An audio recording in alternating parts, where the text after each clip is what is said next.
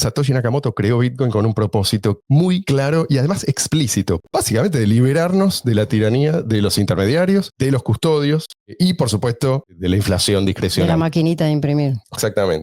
Para lo cual vos necesitas una nueva forma de dinero. No podés hacerle reformas al dinero fiat para convertirlo en esto otro. No. Empezó de cero, creó una moneda que se puede usar sin tener que pedir permiso a nadie y que puede ser controlada por los dueños de las correspondientes monedas. Tengan nodos o no. No hay almuerzo gratis.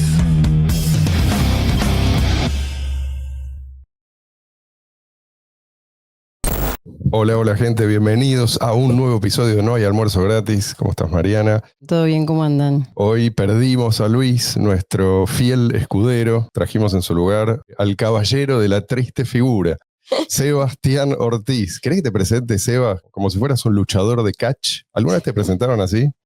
Es un erudito, hombre de letras, filósofo. Sabe más que vos. Sí. Entiende lo que vos no entendiste. Por supuesto. Si tuviera a Kant enfrente, le explicaría el kantismo. Señores, está con nosotros Sebastián Ortiz. Un aplauso. Marian, hoy tenés para nosotros una noticia, no sé si es de las que fortalecen específicamente al efectivo electrónico P2P, pero sin embargo, había que comentarla, había que encajarla en algún lado, ¿no? Sí. No, tengo dos cosas para decir. Primero, que estamos en el ecosistema, como le gusta decir a Fernando Pelliccioni, estamos todos muy contentos por la noticia de que Roger Ver finalmente es libre. Estamos 100% seguros de esto. Yo no lo anunciaría. Vi el tuit de la abogada, sí, que dijo que es lo único que pueden comentar, que bueno, que aparentemente se llegó a un acuerdo, no dieron detalles de nada, no se sabe si pagó, si no pagó, o sea, no hay nada claro, pero que aparentemente se llegó a un acuerdo y Roger va a dejar de ser un paria. Así que bueno. Va a dejar de estar preso, pero está bien, el tipo había salido bajo fianza, no estaba encarcelado literalmente en una jaula, pero no podía salir. Estaba preso en un país. Creo que no podía salir de ese distrito. Sí. Tenía que, creo que, presentarse cada 72 horas para dar testimonio de que seguía ahí, qué sé yo. Bueno, la cuestión es que, según el tuit de la abogada, por eso digo, bueno, todo está muy... No está explicado. Si la mina esta lo dijo. Por eso. Hasta ahora fue la vocera de él. Sí. Si lo dijo, yo creo que podemos darlo por confirmado. Yo leí el tuit y dice eso, y dice, además, especifica muy bien, no podemos dar ningún otro detalle.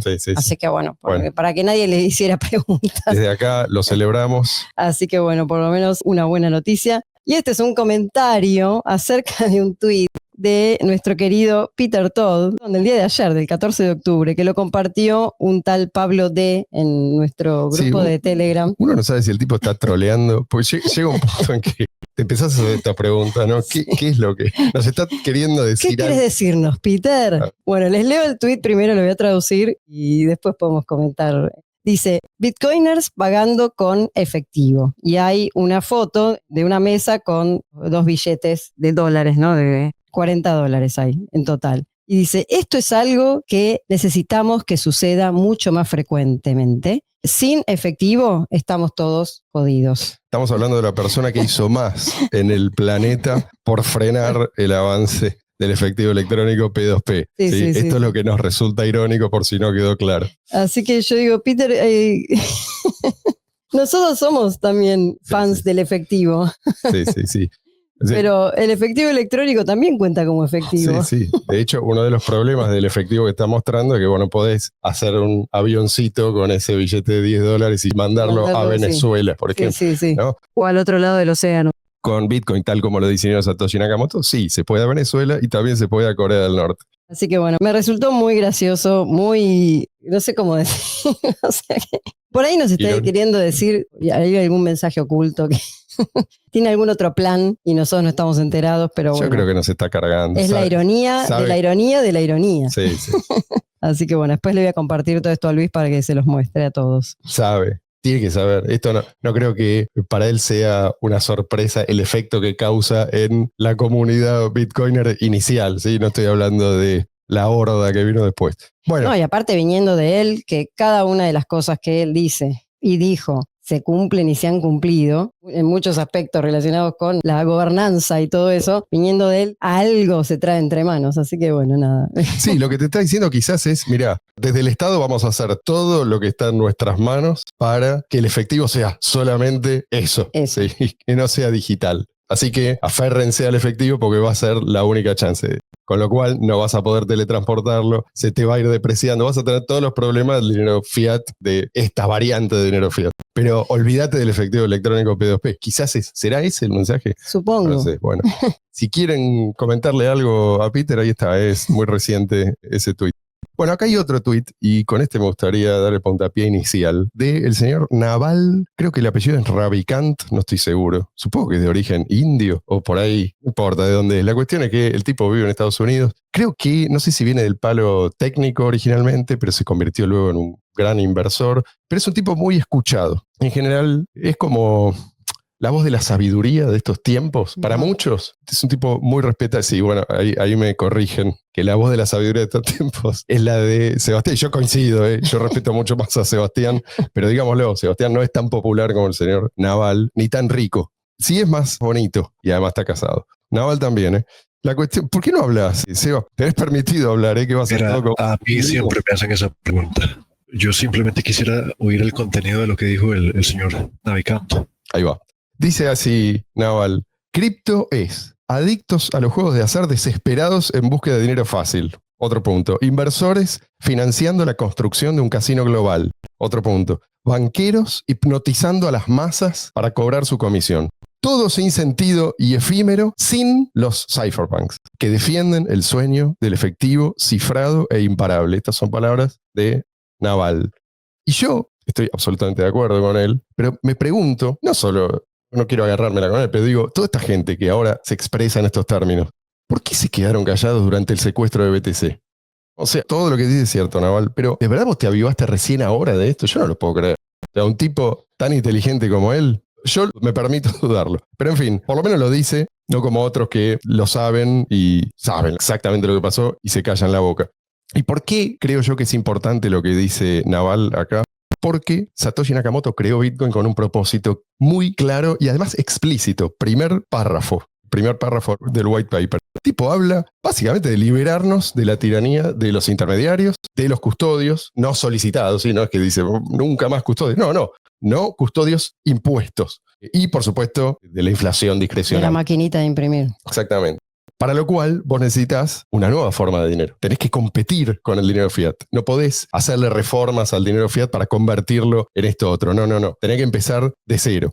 Por eso Satoshi empezó de cero, creó una moneda diferente, una moneda que se puede usar desde cualquier lugar del mundo, sin tener que pedir permiso a nadie, y que puede ser controlada por sus propietarios, en forma exclusiva si eso es lo que ellos quieren, por los dueños de las correspondientes claves privadas. Las claves privadas, las llaves que se corresponden con una determinada cantidad de monedas. Tengan nodos o no, ¿sí? Así acá lo que importa no es si sos dueño de un nodo, sino si sos dueño de tus llaves.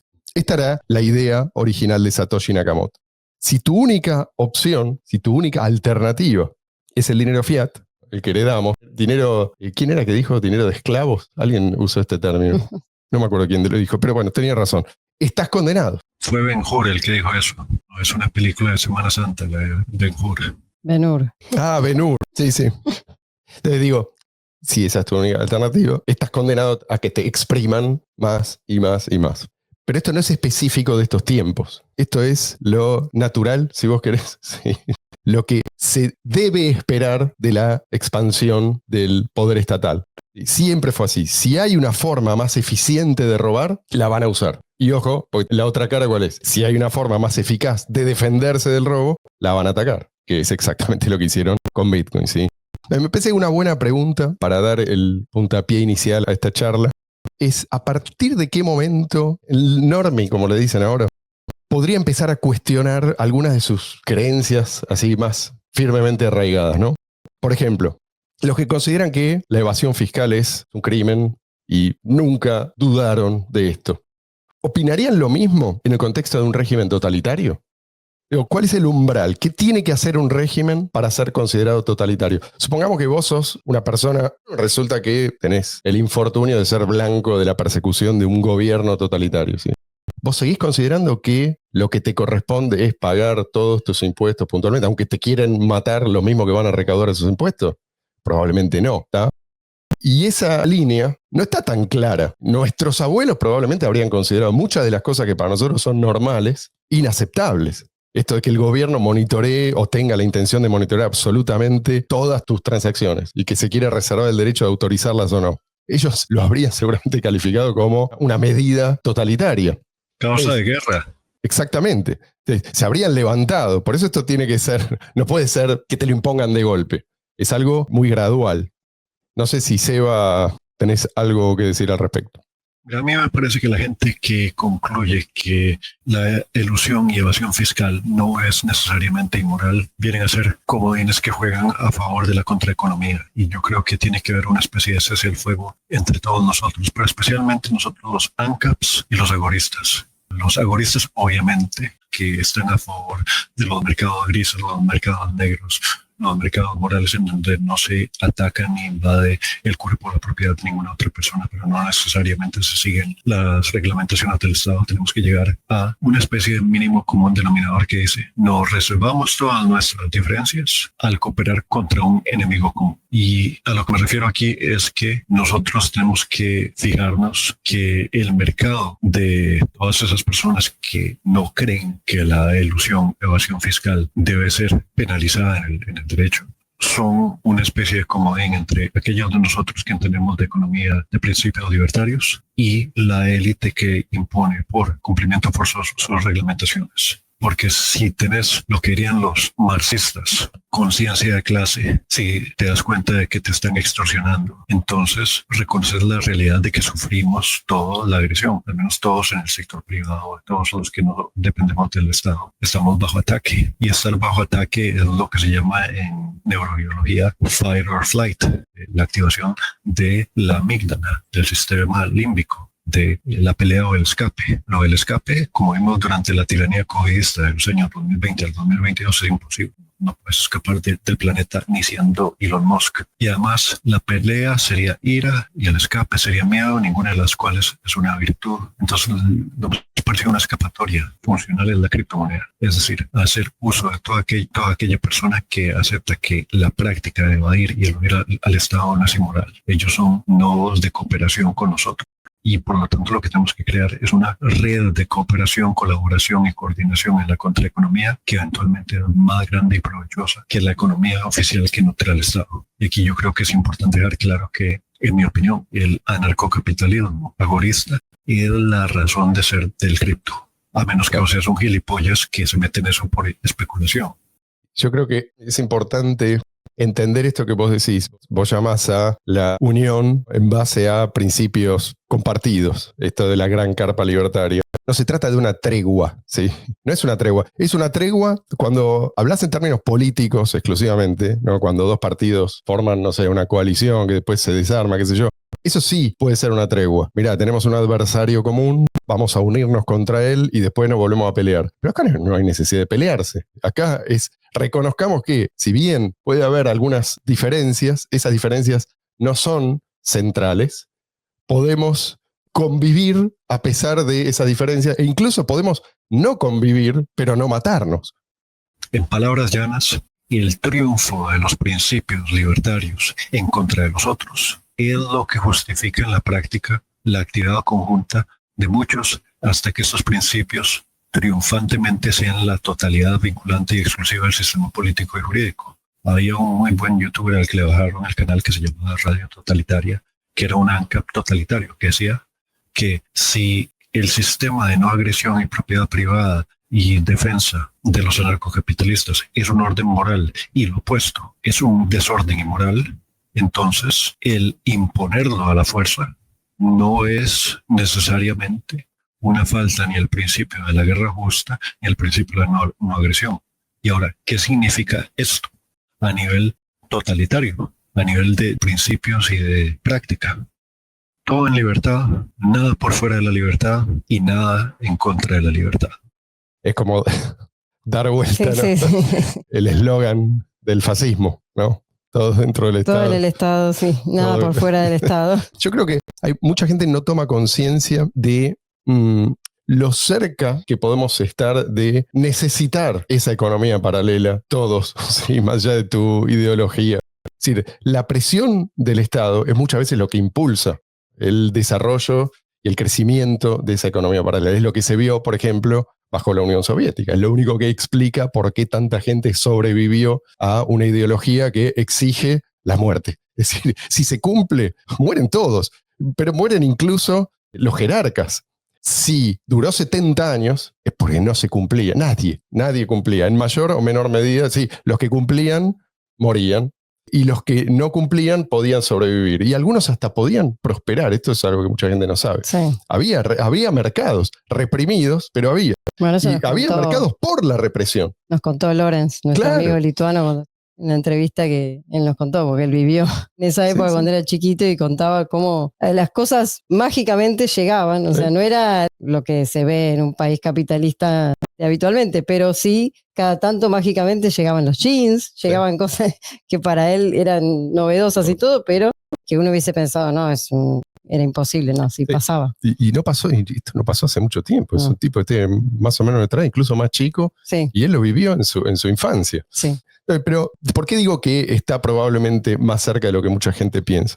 Muchos no toman conciencia de que este colapso de la natalidad que estamos viendo prácticamente en todas partes tiene implicancias. Una de ellas es que los impuestos van a tener que ser cada vez más altos. ¿Sí? No queda otra. Hay que mantener a los viejos que van a seguir votando Estado benefactor. O sea, y además es algo que se va a acelerar, porque los viejos no solamente van a votar, van a seguir en general, van a seguir votando Estado benefactor, sino que van a votar por ampliarlo, ¿sí?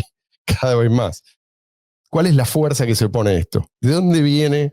Para muchos ponen la esperanza en, bueno, pero los jóvenes se van a rebelar y va a haber una revolución, no importa si violenta o más o menos violenta o, digamos, una revolución política. Puede haber, primero, no hay suficientes jóvenes. En democracia te van a ganar los viejos. Y segundo, si vos pensás en términos de revolución violenta, también necesitas jóvenes para eso. En general, casi siempre las revoluciones violentas, digamos, tienen lugar en países donde hay una pirámide poblacional como las de antes. Sí, O sea, tenés que tener entre mira, los de 18 a 25. sí, en la Unión Yo pienso que Soviética, en la China de Mao, digamos, son dos ejemplos nada más de los más prominentes, pero hay muchos más. Sí, Seba. Yo pienso que esto es altamente indeseable. Estaba viendo yo una entrevista de Jordan Peterson con Douglas Murray y comentaban cómo en Israel, incluso entre los laicos, los judíos no ortodoxos, la tasa de natalidad es más alta que la de los húngaros bajo la égida de Viktor Orbán, que ofrece recortes de impuestos progresivos para las familias por cada hijo que producen. Y Sí, yo pero creo es una excepción. El caso de que Israel es una excepción. pero ¿por qué la excepción? Yo siempre digo que la libertad es una reconquista y es por esta idea de que hay algo trascendente por qué luchar. Sí, y eso, vos de esa manera buscás explicar el desplome de la natalidad en general. Sí, cuando se pierde ese sentido de la trascendencia, también se pierde la gana de tener hijos, de reproducir eso que uno valora tanto, ¿no? Y de defenderlos, y defender la propiedad y la libertad y el futuro y la posteridad y todo. Bueno, ese es un interesante punto de vista. Pero a lo que yo apuntaba es que, o sea, ¿cuál es el problema que tenemos? Por un lado, no tenés suficientes jóvenes para impulsar un cambio. Pero por otro lado, tenés gente que todavía no tienen, no sé, 80, 90 años, tienen 40, 50, 60, que están súper comprometidos con el sistema tal como es. Y que además no tienen ningún problema en servir al Estado reprimiendo si es que hay alguna manifestación de jóvenes que se rebelan. Ningún problema. Un policía de 50 años va a estar encantado. Pero además no le queda otra. El tipo necesita de ese Estado benefactor más que nunca. Tienen mucho que ganar sirviendo al Estado y nada que perder. La única salida realmente para la población productiva va a ser cada vez más el ágora. Este es el desafío de este lado, ¿sí? Ahora, del otro lado, para el Estado también hay desafíos. Porque vos también podés, al buscar exprimir a la población productiva, podés pasarte de rosca. Si vos querés... La pirámide de la natalidad está estrechamente relacionada a eso de las pensiones. Yo estaba viendo un video que se llama The Wall Street Wolverine, un youtuber español muy famoso, donde el título era "Los inmigrantes no salvarán las pensiones públicas", y ahí yo clavé un comentario diciendo: si todo inmigrante fuéramos los hispanos que venimos a trabajar en el sector privado a reconquistar en nombre de la libertad, si se nos abrieran las puertas primero y exclusivamente nosotros, entonces se podría. Todos los hispanoamericanos, venezolanos, cubanos, bolivianos que quieren ir a trabajar, pero bueno, es lo que hay. Me quedé pensando en lo que dijiste antes, esto de la pérdida de la trascendencia. Digo, si ese es el problema, entonces digamos que no tiene solución, o por lo menos no, claro, no a la brevedad, porque es algo que requiere, qué sé yo, no sé, quizás varias generaciones para que vuelva a emerger ese mismo ímpetu. Sí, porque aparte el hecho de tener hijos ya te da una sensación de trascendencia. Sí, o sea, una vez que los tenés, ya decís, bueno, ¿qué les voy a dejar? Es como una espiral descendente, ¿no? Claro. Si no tengo hijos es porque me falta eso, pero además lo sigo perdiendo porque al no tenerlo, aún menos. No voy a tener nunca el incentivo. Aún menos compromiso con el futuro si no tengo hijos. Claro. Sí. Yo tengo un hijastro. Mi padre tuvo 5 hijos, mi abuelo, su padre, tuvo 7 hijos. Me parece muy obvio el ver de dónde provenía la inspiración de luchar. Sí, sí. Ahora, si vamos a los problemas que enfrentan, porque digamos, son como si fueran dos organismos enfrentados, ¿no? Con distintas estrategias de supervivencia. Uno es parasitario, el otro es productivo. Entonces, ¿qué pasa si desde el Estado se pasan de rosca con los controles, ¿no? Y estaba pensando que hay lugares, por ejemplo en la India, donde es tradición que el oro pase de generación en generación, ¿no? Dentro de la familia. Si esta gente lo hace de esa manera, es porque no quiere exponer su riqueza al expolio estatal. Pero no solamente es por eso, sino que lo hacen porque no les queda más remedio. Es decir, estas medidas, este excesivo control o control creciente, provoca una suerte de iliquidez forzosa, que irónicamente sostiene el precio de eso que por ahí preferirían suprimir. No sé si se entiende. Si a vos no te dejan diversificar, ponle que alguna de estas familias tiene una fortuna en oro, plata, qué sé yo, pasa de generación en generación. En el momento en que alguno dice, che, y si diversificamos, ¿cómo van a hacer? Van a llevar el oro al banco, le van a preguntar, ¿y cuál es el origen? No sé, mi tatarabuelo se lo dio a mi tatarabuelo, se lo dio a mi... No existe. Entonces, esto fomenta, por un lado, la acumulación al margen de riqueza que el Estado no puede ver, y por otro lado, fomenta el crecimiento de una economía paralela. El tema es que esto último con el oro no es fácil, pero con Bitcoin, tal como lo diseñó Satoshi Nakamoto, sí. O sea, si hay algo que le faltaba al algoritmo, era precisamente esto, el efectivo P2P. Sí, Seba. Mira, yo estaba viendo una presentación de Nick Szabo en Lugano del año pasado, y obviamente hay mucha especulación acerca de si Nick Szabo y Hal Finney eran Satoshi Nakamoto por razones estilísticas de el white paper, etc. Pero a mí lo que me llamó mucho la atención, y tomé incluso un pantallazo, decimos nosotros los costarricenses, de la presentación, era que él describía la economía global durante la circulación de los metales y decía que la primera capa era la plata global y después decía la segunda capa eran el oro, pero la primera capa era la plata. Me acuerdo de aquel episodio con Ancho Bastos en donde él hablaba acerca de precisamente la plata como dinero, no como el medio de ahorro, sino el medio de intercambio. Entonces a mí me llamó mucho esto la atención porque desde un punto de vista de la propagación, adopción de la criptomoneda como estados, los vendedores de bienes y servicios que aceptan Bitcoin Cash, y digo Bitcoin Cash precisamente por lo de atenerse a la intención original de que fuera dinero efectivo. Dinero efectivo, ¿cuál es su efecto? Su efecto es cerrar transacciones.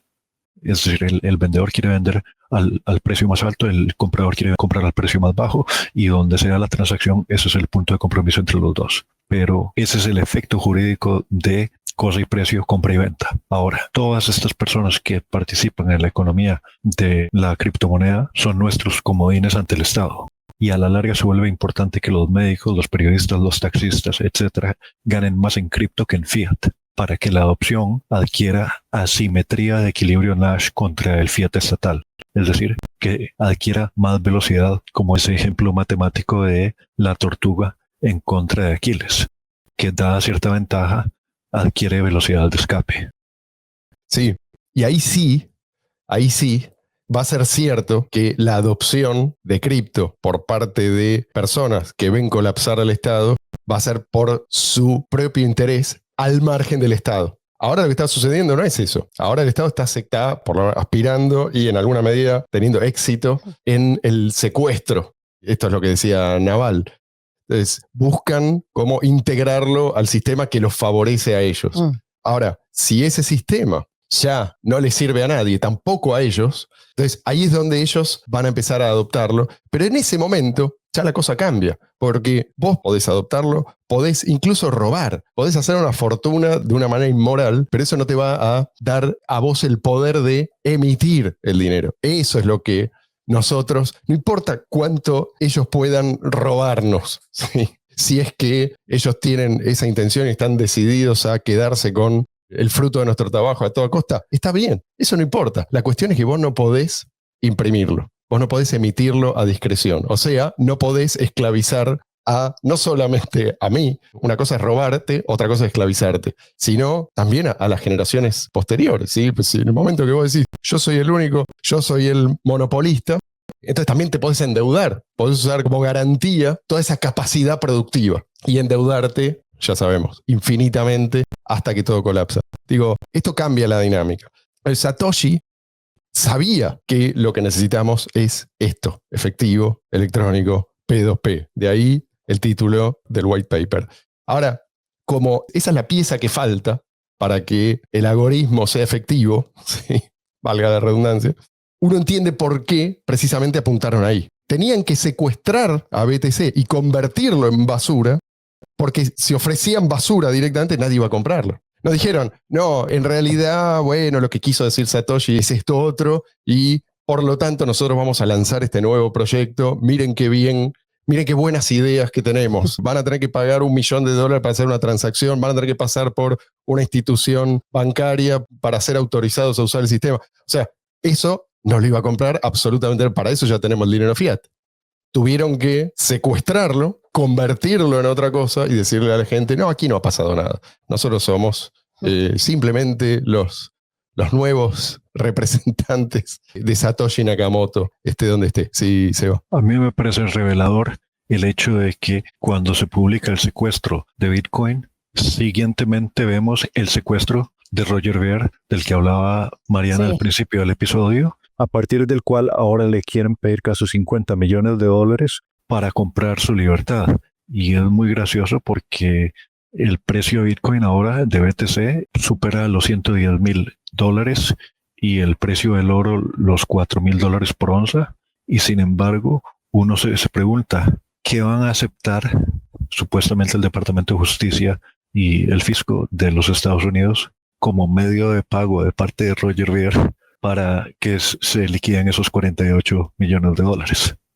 Sí, sí. Vamos a ver también si es que eso, porque había una cosa que a mí no me cerraba, es que por un lado decían que desestimaron los cargos y por otro lado que tuvo que pagar una multa. Entonces, o sea, sí, no está claro. Si los cargos fueron desestimados, no deberían cobrar una multa, no sé. Bueno, ya veremos. Yo te digo una cosa de esas peculiaridades jurídicas en mi apelación a mi aplicación a la residencia aquí en Holanda. La última decisión que hizo la migración era que retroactivamente me daban una residencia como si hubiese sido el año pasado, pero viene ya expirada, es decir, cuando me la comunican está expirada en abril y por lo tanto no me dan el número de seguridad social. Sí, sí. Lo que vos no querés decir es que puede perfectamente ser algo contradictorio, pero que le dan curso de todas formas. Por ahí lo que pasó fue que en realidad pagó para que le quiten los... No, pero eso no te lo van a decir públicamente. Por eso te digo. Yo aclaré que Tracy, que es la abogada, puso, no vamos a dar más detalles, o no podemos, creo que algo así como no podemos dar más detalles al respecto, o sea que no pregunten. Sí. Y no pregunten, porque no pregunten se te dice eso, porque no se va a hablar responder es para quilombo. Bueno, una cosa que a mí me llama mucho la atención es la convicción que tienen mucha gente de BTC hoy en día de ese lado, que esto que ellas llaman capa de liquidación no va a terminar exactamente igual que la capa de liquidación anterior, ¿no? La del oro y el fiat. Digo, porque lo que están haciendo es reconstruyendo el sistema bancario. Ellos hablan de el patrón Bitcoin. ¿Qué es lo que les da esa confianza? Es algo que escapa a mi comprensión. Vos quizás, Seba, tenés una respuesta. Yo pienso que todo aquello que depende de cualquier mínimo intervención del matón del Estado, del bully, como un bono de gobierno, como un bono estatal a 30 años plazo, es una apuesta sobre el éxito del cumplimiento forzoso. Es decir, la gente va a someterse por miedo y va a pagar.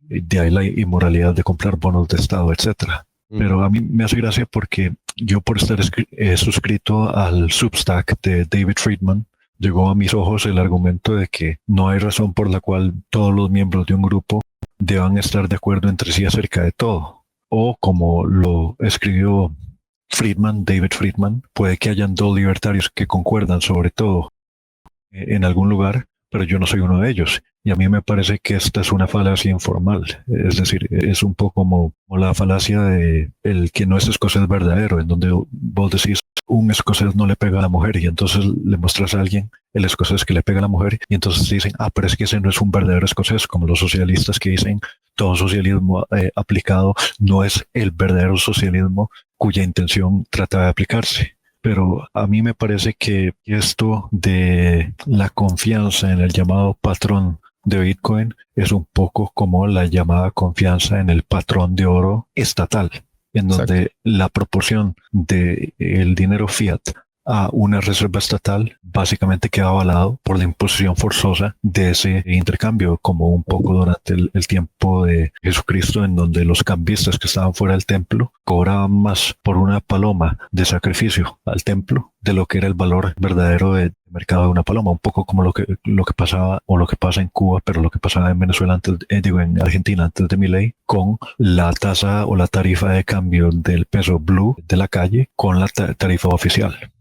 Sí, es algo que esa atadura depende finalmente de esas instituciones a las cuales vos supuestamente estabas apuntando, ¿no? Si vos decís, no, acá la capa 1 tiene que ser utilizada únicamente por estas grandes instituciones financieras, listo, ya está. Te entregaste por completo y el destino, si es que en algún momento llega a darse algo similar a lo que ellos imaginan, el destino es exactamente el mismo que el del patrón oro, pero mucho antes, sí, esto se va a desarrollar mucho más rápido.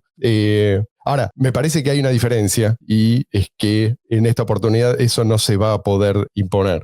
Sí pudieron afanarse el repositorio de BTC, eso lo hicieron, pero el proyecto de Satoshi Nakamoto no está en un repositorio. El proyecto está descrito en el white paper y sigue adelante. Sí, hoy en día, bajo el ticker BCH, que es simplemente la rama de Bitcoin que te permite a vos mantener el control de tu dinero y te lo permite ahora y potencialmente sin límite de tiempo, ¿sí? Porque lo que nos dicen del otro lado es que aprovecha ahora para usar la cadena de bloques, que el día de mañana va a ser muy caro para vos, va a ser impagable, literalmente impagable. ¿Sí? A vos te dejamos la CBDC. Sí. O sea, porque si para hacer una transacción vos tenés que pagar más de lo que vale esa moneda que vos querés mover, no la vas a poder mover, ¿no? O sea, no es una cuestión de... Es inviable. Si tenés la capacidad económica para enfrentar el costo de esa transacción. O sea, se te hace imposible. Llegado a cierto nivel, se te hace imposible. Por eso decía yo que esto me parece una falacia de ¿qué es Bitcoin? Y si vos sos un maxi, ok, ¿qué es la criptomoneda? Porque a mi entender la criptomoneda es un medio de intercambio que te permite eludir, evadir y saltarte la reglamentación y fiscalización del Estado por diseño, porque el diseño es la implementación del sistema de par a par. Cualquier persona que creció en los 90s o en los 2000s se acuerda de Napster, se acuerda de Kim.com, de Mega Upload, de el meollo de la propiedad intelectual, de el papelón que se hizo Metallica yendo en contra de Napster, de si era robar el compartir archivos en Internet de par a par. Pero estamos hablando de efectivo de par a par. Es decir, que los que transan de par a par electrónicamente están no transfiriendo entre cuentas bancarias, no entre pagarés que pasan por un tercero o letras de cambio que pasan por una entidad financiera, sino que están efectuando transacciones de manera directa. Por eso yo digo que los agoristas y los anarcocapitalistas tienen que hacer una especie de cese al fuego y reconocer los principios básicos de la libertad. Yo en mi libro soy muy reduccionista, utilitarista de principios, minimalista y de decir que donde hay voluntad hay una apertura al cambio. Es decir, todas las cosas que los postmodernistas odian, además de ser dadaísta y iconoclasta y decir que hago este libro en cooperación con un izquierdista, anarquista, socialista, aparte de todo eso, yo digo, por ejemplo, me acuerdo de una entrevista en la que Milei decía que los agoristas muchos le habían criticado mucho por meterse en política y que cuando llegaban a tocar la puerta la policía por cosas que hacían se meaban del miedo. Sí, pero también al que ejerce, detenta el poder, le toca, si entiende de los principios libertarios, sea por decreto de emergencia o por lo que sea, es decir, todas esas prohibiciones agoristas quedan suspendidas. Los efectos del derecho se suspenden precisamente por este sentido de nosotros somos los que nos oponemos a la agresión. Tiene que haber una especie de identificación. Y eso es lo que yo creo que es ventajoso de esta demarcación que se ha dado entre BTC y Bitcoin Cash. Está muy claro para los que no son neófitos o novatos que Bitcoin Cash es el medio de intercambio de la contraeconomía. Sí. Bueno, pero por esto que vos estás remarcando del P2P, del efectivo P2P, por eso fue tan importante el tema del cambio del relato y pasar a refugio de valor.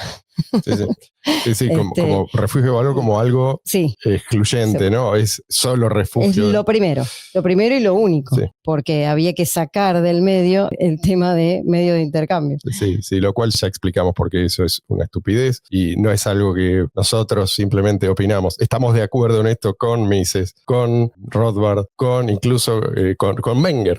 Es decir, todos ellos, y no es que, digamos, uno lo dijo y el otro lo copió. No, todos razonaron de la misma manera. Si vos tenés algo que vos considerás un refugio de valor y el día de mañana, no importa cuándo, si mañana literalmente o 10 años después o 100 años después, vos no lo podés intercambiar por otra cosa, entonces ya dejó de ser un refugio de valor. Es una apuesta esto del refugio de valor. Sí. Tiene que ser en alguna medida medio de intercambio, sea lo que sea, aunque sea una obra de arte, si no lo podés intercambiar por otra cosa, en el momento en que precisás esa otra cosa, entonces no es refugio de valor. Y sobre todo si hablamos de moneda, no podés quitarle la propiedad de buen medio de intercambio. No puede ser cada vez peor medio de intercambio y cada vez mejor refugio de valor. No tiene ningún sentido. Especialmente si estamos hablando de una moneda que no tiene otra función, que no tiene otra utilidad más que la monetaria. Digamos, si hay otras funciones, se montan sobre la monetaria. Pero bueno, de esto ya hablamos en otros episodios, así que hay mucho que masticar aquí. Voy a cerrar este episodio parafraseando el título que le puse al que fue quizás el primer posteo acerca de Bitcoin, en español obviamente, allí por abril del año 2010. La adopción de una buena moneda es la única manera de poner fin a la mayor estafa de todos los tiempos. Así que vos querés paz, vos querés prosperidad, vos querés cierta estabilidad, entonces nada de esto debería serte indiferente. Procedo entonces a despedirme. Déjame decir una cosa. Sí, eso. Estaba seguro de que querías añadir algo. Mira, yo estaba leyendo una novela que se llama Sumisión de Marcelo Houellebecq, en donde al final lo que se impone metafórico o espiritualmente es lo que acaba venciendo. Y aquí yo creo que tenemos que ser muy tácticos y estratégicos, entender que estamos bajo ataque, estamos en el Alcázar, estamos secuestrados. Este año ha sido muy bueno. Muchos de los secuestrados han salido libres, entre ellos Ross Ulbricht. Yo rezo porque salga Roger Ver. Pero al final de cuentas, lo que puede fácil y rápidamente venderse y comprarse va a marcar la diferencia. Tiene que ser más beneficioso a nivel financiero y personal ser ancapoagorista, incluso de lo que es ser, cristiano o judío en este mundo. Es decir, nosotros tenemos un imperativo de sobrevivir, de escoger la vida. Y en muchas situaciones, como vos decías, si estás en Cuba, si estás en Corea del Norte, si estás en Venezuela, la diferencia entre tener acceso a el efectivo electrónico de par a par puede ser la diferencia entre la vida o la muerte. Con esas palabras sí, procedemos a despedirnos. Muchas gracias por estar con nosotros. Pongan un like si les gusta lo que hacemos. Nos volvemos a encontrar como de costumbre el domingo de la semana que viene.